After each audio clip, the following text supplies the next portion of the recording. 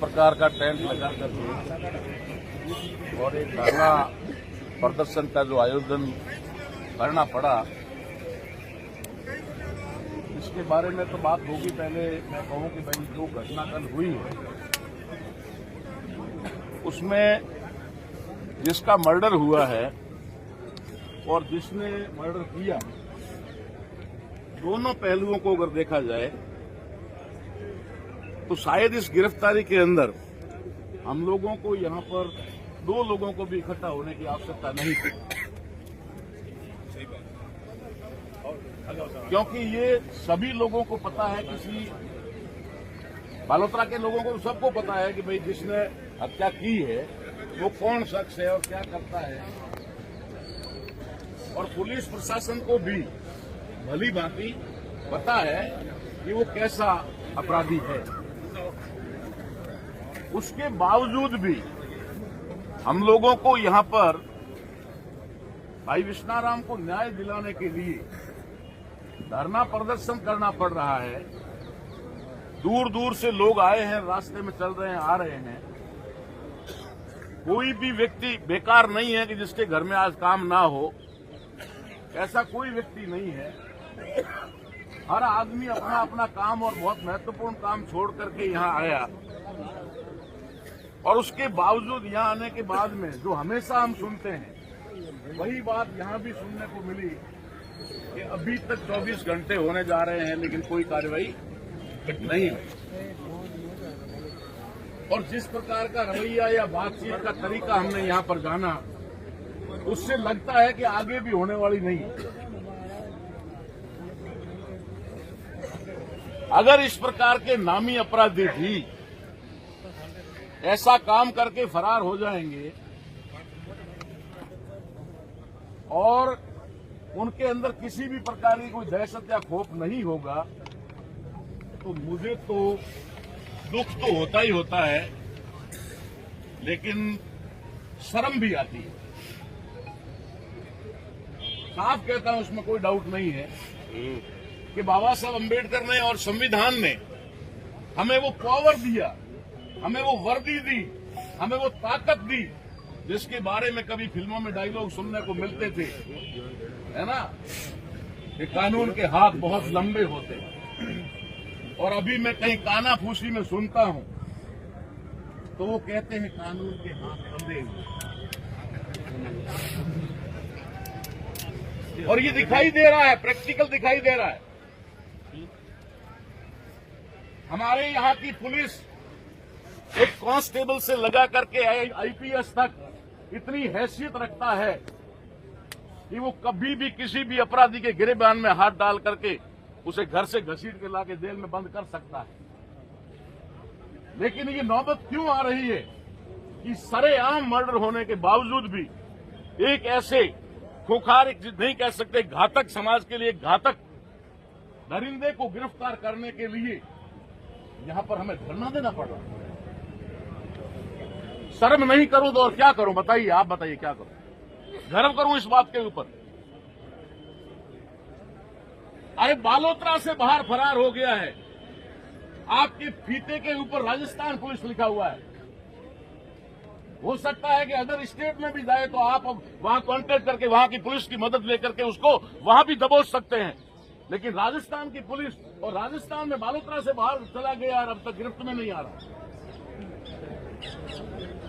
कैसे कहें कि हम लोग न्याय के लिए 20 साल 22 साल पहले की बातें होती थी, हम लोग जिंदा थे उस समय भी, आज भी। उस समय जब भी कोई अपराध होता था ना, कोई धरना नहीं लगता था, कोई किसी प्रकार का प्रदर्शन नहीं होता था। पुलिस हाथों हाथ अपराधी को ला करके कोर्ट के सामने पेश कर देती थी। कोर्ट का काम होता था उसे सजा दे या बरी करे। लेकिन आज कोर्ट तो कोर्ट की जगह बैठा है और हमें तो यहां पर पहले ही पायदान में रुकावट मिल रही है। मैं जानना चाहता हूं उन अधिकारियों से कि आखिर ऐसी कौन सी नौबत आपके सामने खड़ी है कि आप लोग जब हमारे सामने आते हो, मैं देखता हूं साहब, इसमें कोई दौलत बात नहीं है। आप लोगों ने बहुत मेहनत करके, क्वालिफाइड करके, आपने कंपटीशन फाइट करके यहां तक पहुंचे हो, आपकी मेहनत है।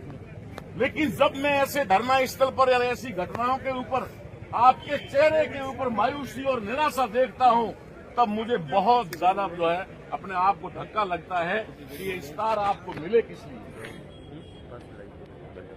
हम यहाँ कोई ऐसा काम नहीं करवाना चाह रहे हैं आपसे जो गैर कानूनी हो।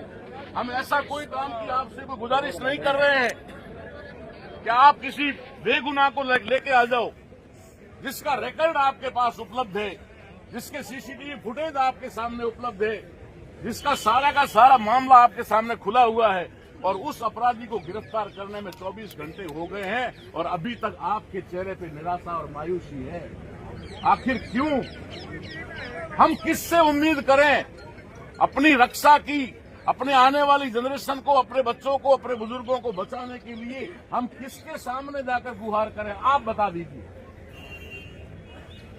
और या फिर ये बता दीजिए एसपी साहब और कलेक्टर साहब यहां आकर के ये बता दें कि भैया हमारी ये मजबूरी है, हम आपकी मजबूरी को समझने की कोशिश करेंगे। शायद आप ये समझ रहे होंगे कि कानून के काम में आप अवरोध पैदा कर रहे हो। शायद आपको ऐसा लग रहा होगा कि ये लोग इकट्ठे होकर के कुछ गलत कर रहे हैं। नहीं, हम तो यहाँ इकट्ठे होकर के आपकी ताकत बन रहे हैं, आपके हौसलों को और मजबूत करने के लिए इकट्ठा हुए हैं कि इतनी पब्लिक आपके साथ है, बालोतरा और बाड़मेर जिले की और भी लोगों के आपके साथ में है। आप बेहिचक जाकर के उसके गिरेबान में हाथ डालो। आपके पुलिस के कांस्टेबल या आपका जो क्या कहते हैं लवाजमा जो कुछ भी होता है, उसके अलावा ये पब्लिक आपके साथ है, फिर भी आप ऐसा क्यों नहीं कर पा रहे? कहां मजबूरी है आपकी? कहां पर ऐसी बात है जिसकी वजह से आप नहीं कर पा रहे? और उल्टा आकर के हमें कह रहे हैं कि धरना उठा दो या फिर ये कर दो वो कर दो। मुझे तो लगता है कि आपको ये कहना चाहिए कि आप मजबूती के साथ डटे रहो ताकि हम भी इस काम को अंजाम दे सकें, उसको गिरफ्तार करने में सफल हो सके। वो होने की बजाय प्रशासन के अधिकारी हमें ये कह रहे हैं कि आप हिदायत दे रहे हो तो हम भी आपको हिदायत दे रहे हैं। अरे बाप, हमने हिदायतें बहुत देख ली है। हिदायतें देखते देखते और खास करके जिस वर्ग का यह मामला आ रहा है, यहाँ पर सभी 36 या 56 कौम के लोग मौजूद हैं, मैं सबका आभार व्यक्त करता हूँ। लेकिन जहाँ पर भी ये मामला SC ST का मामला उठता है, उस जगह पर ये बात हमेशा देखने को मिलती है कि उनको अपने न्याय के लिए गिड़गिड़ाना पड़ता है। लेकिन इसका मतलब ये भी नहीं है कि ये समाज या वर्ग इतना कोई कमजोर होगा। न्याय के लिए हम दूसरों के साथ भी खड़े रहते हैं, तो आज जब सभी लोग हमारे साथ खड़े हैं तो न्याय की बात है। यहाँ एक अपराधी का मामला है। समाज अपराधी नहीं होता, कोई परिवार अपराधी नहीं होता, माँ बाप जन्म देने वाले अपराधी नहीं होते। अपराधी वो होता है जो अपराध करता है। और बालोतरा के अंदर पुलिस और प्रशासन की नजर के सामने वो अपराधी इतना खतरनाक रूप धारण किया, कल को वो क्या करेगा बताओ आप आराम से बैठे हुए हो सारे के सारे, और वो ये सोच रहा होगा कि आज नहीं तो कल तो गिरफ्तार होऊंगा ही होऊंगा, किसी न किसी अदावती वाले एक आध को और ले लेता हूं तो दूसरा मर्डर हो जाएगा। वो दूसरा मर्डर करने की तैयारी में होगा कि जेल तो वैसे भी जाना है, श्याम जी से दुश्मनी झाला, इनका काम तमाम करके जाऊं, तब तक क्या करोगे? एक मर्डर तो सुलझा नहीं, दूसरा और हो जाएगा। आखिर तत्परता क्यों बढ़ती जाती है गिरफ्तार करने के लिए या फिर किसी भी अपराधी को भागने न देने के लिए? क्योंकि वो कोई दूसरे अपराध को अंजाम ना दे। लेकिन यहाँ पर ढिलाई हो रही है, यहाँ पर उसे बख्शा जा रहा है।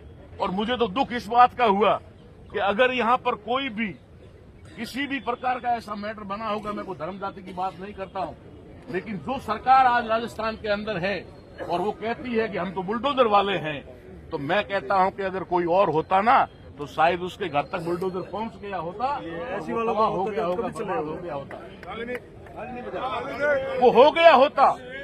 लेकिन यहाँ पर हमें सपोर्ट करने की, हमें मदद करने की बजाय अपराधी के घर की सुरक्षा में वहां पर लवाजमा लगाया हुआ है। हमारी सोच थोड़ी सी कंप्लीटली नहीं है। मैं बता दूं आपको कि जो अधिकारी हमारे सामने है, हम दोषी उसी को मानते हैं। अगर CI साहब काम नहीं कर रहे हम इनको दोषी मानेंगे, अगर डिप्टी साहब काम नहीं कर रहे हम इनको दोषी मानेंगे। लेकिन इनके अंदर की बात जो है वो आप कोई नहीं जानते, मैं जानता।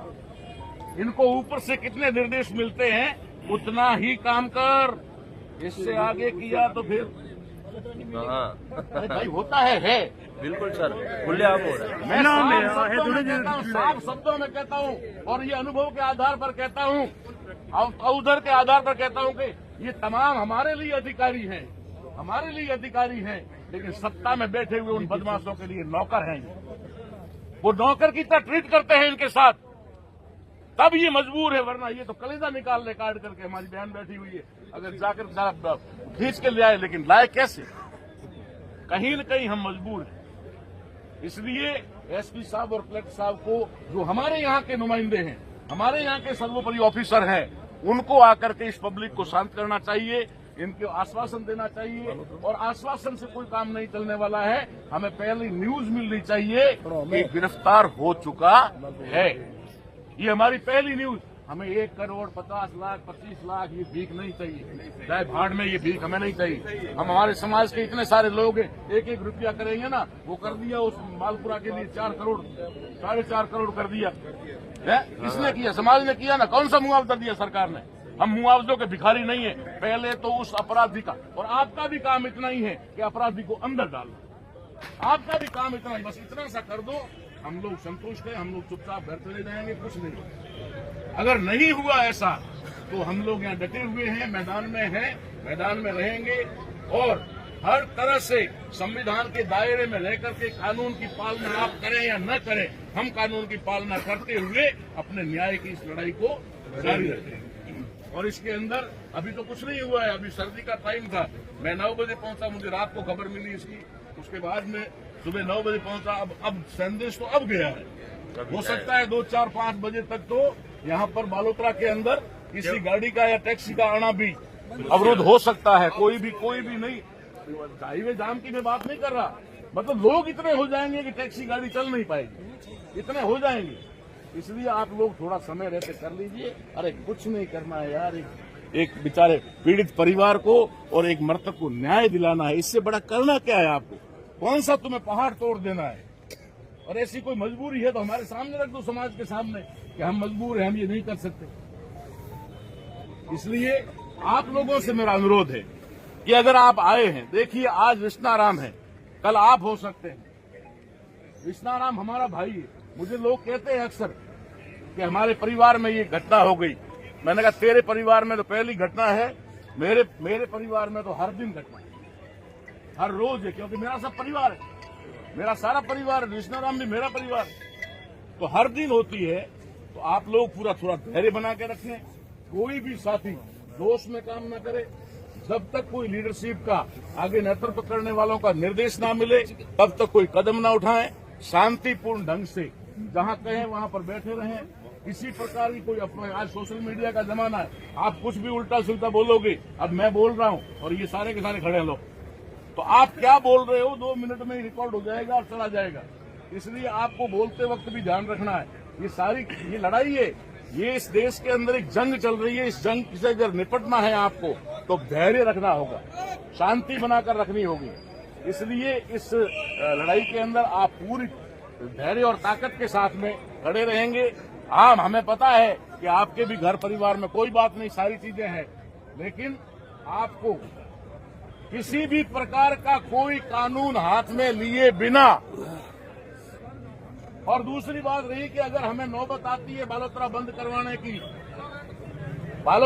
करवाने की नौबत आती है, तो मैं हाथ जोड़कर सबसे पहला निवेदन करना चाहूंगा व्यापार मंडल के साथियों से। जो बालोतरा के व्यापार मंडल के साथी हैं, वो अपील करके इस जो बेगुनाह मारा गया है उस भाई विष्णाराम के लिए 1 दिन का त्याग कर दे। हमें आकर कोई दुकान बंद ना करवानी पड़े, और हम जाएंगे भी नहीं बंद करवाने। क्योंकि अगर आप किसी के मरने के बाद में भी, अगर कोई जानवर भी मर जाता है तो पास के जानवर खाना नहीं खाते। अगर आप किसी की लाश पड़ी है, आप अगर बिजनेस करो तो कमा लो, हो जाओ करोड़पति, हमें कोई ऐतराज नहीं है। लेकिन मुझे उम्मीद है कि वो पूरा सपोर्ट पहले भी करते थे और आज भी करेंगे। तो हमें किसी प्रकार का कोई जबरदस्ती कोई दुकान बंद करवाने का मैटर नहीं है। ठीक है, अभी हमारे अधिकारियों से बात होगी, क्या आगे संदेश आ रहा है उसको ध्यान में रख करके हम लोग करेंगे। लेकिन आप लोगों को जब तक यहां से कोई हिंट नहीं मिलता है तब तक कुछ नहीं करना। क्या करके मैं अपनी वाणी को विराम देता हूं। आप लोग पूरा धैर्य बनाए रखें। सबसे पहली चीज है धैर्य।